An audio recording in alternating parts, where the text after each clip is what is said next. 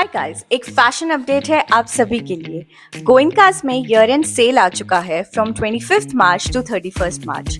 10% off है on everything and the best part is this sale is available across all Goenka's branches. So what are you waiting for? Go and shop now.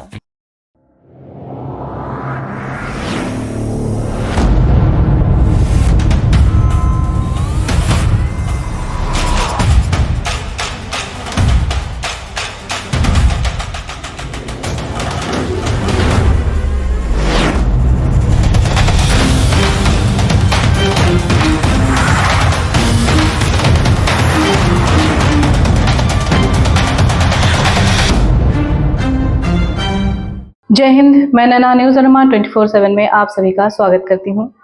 द्वीपों से जुड़े कुछ मुख्य समाचार। सबसे पहले हेडलाइंस। द्वीपों के 38 ग्राम पंचायत एवं 18 जनजातीय गांव टीबी मुक्त घोषित।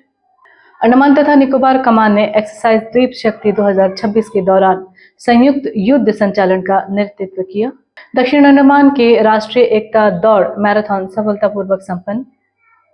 श्री विजयपुरम में केंद्र शासित प्रदेश स्तरीय विकसित भारत युवा संसद 2026 का आयोजन। परिवहन विभाग द्वारा सड़क सुरक्षा नियमों का पालन की अपील एवं राजस्थान स्थापना दिवस पर उपराज्यपाल द्वारा दी गई शुभकामनाएं। So are you worried about your future? Which college, which university, which courses and which city? So all the 10th and 12th students and all the parents, we have a solution for you. So join us on 4th and 5th April to the Lemon Tree Hotel from 10 a.m. to 8 p.m. for the biggest Andaman Educational Expo.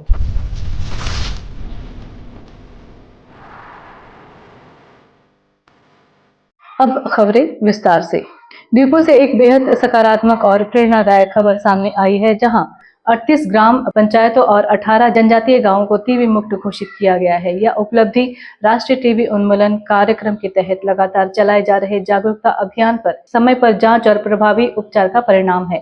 स्वास्थ्य विभाग के अनुसार इस क्षेत्र में TB के मामलों में उल्लेखनीय कमी आई है और मरीजों के सफल इलाज के चलते यह लक्ष्य हासिल किया गया है। सरकार का उद्देश्य वर्ष 2025 तक पूरे देश को टीबी मुक्त बनाना है और अंडमान निकोबार द्वीप समूह इस दिशा में एक उदाहरण बनकर उभर रहा है। स्थानीय प्रशासन और स्वास्थ्य कर्मियों की मेहनत से यह संभव हो पाया है, जिससे आने वाले समय में अन्य क्षेत्रों को प्रेरणा मिलेगी। अब बात करते हैं सुरक्षा और सामरिक मजबूती से जुड़ी बड़ी खबर की। अंडमान तथा निकोबार कमान ने एक्सरसाइज द्वीप शक्ति 2026 के दौरान बहुक्षेत्रीय संयुक्त युद्ध संचालन का सफल नेतृत्व किया। इस अभ्यास में थल सेना, नौसेना और वायुसेना के बीच बेहतर समन्वय और युद्ध क्षमता का प्रदर्शन किया गया। समुद्री तटों पर उतार चढ़ाव, जहाजों की तैनाती और आपातकालीन प्रतिक्रिया जैसे महत्वपूर्ण पहलुओं पर अभ्यास किया गया।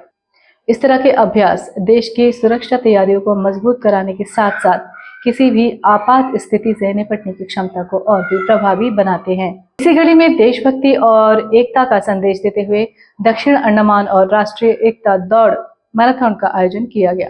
इस कार्यक्रम में बड़ी संख्या में स्कूली छात्रों, युवाओं और स्थानीय लोगों ने भाग लिया।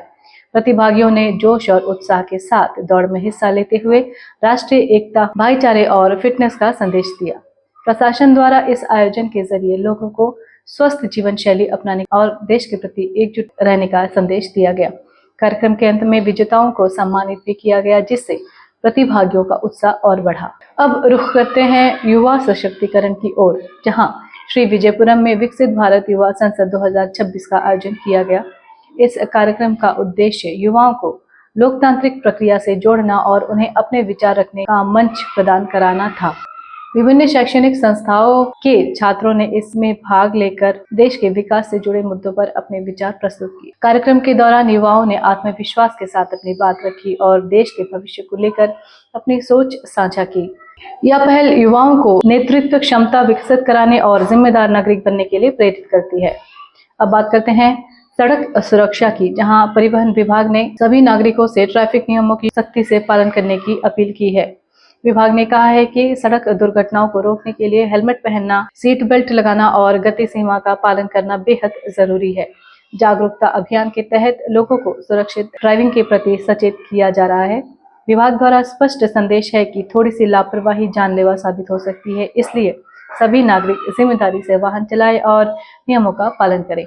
अंत में बात करते हैं राजस्थान स्थापना दिवस के अवसर पर उपराज्यपाल द्वारा दिए गए शुभकामना संदेश की। अपने संदेश में उन्होंने राजस्थान के लोगों को बधाई देते हुए राज्य की समृद्ध संस्कृति, परंपरा और विकास की सराहना की। उन्होंने कहा कि राजस्थान ने हर क्षेत्र में अपनी अलग पहचान बनाई है और देश के विकास में महत्वपूर्ण योगदान दिया है। साथ ही उन्होंने सभी से एकजुट होकर देश की प्रगति में भागीदारी निभाने का आह्वान किया है। तो ये थी आज की प्रमुख खबरें। इसी के साथ मैं नैना न्यूज़ हनुमान 24/7 की आज की इस कड़ी से विदा लेती हूँ। जय हिंद।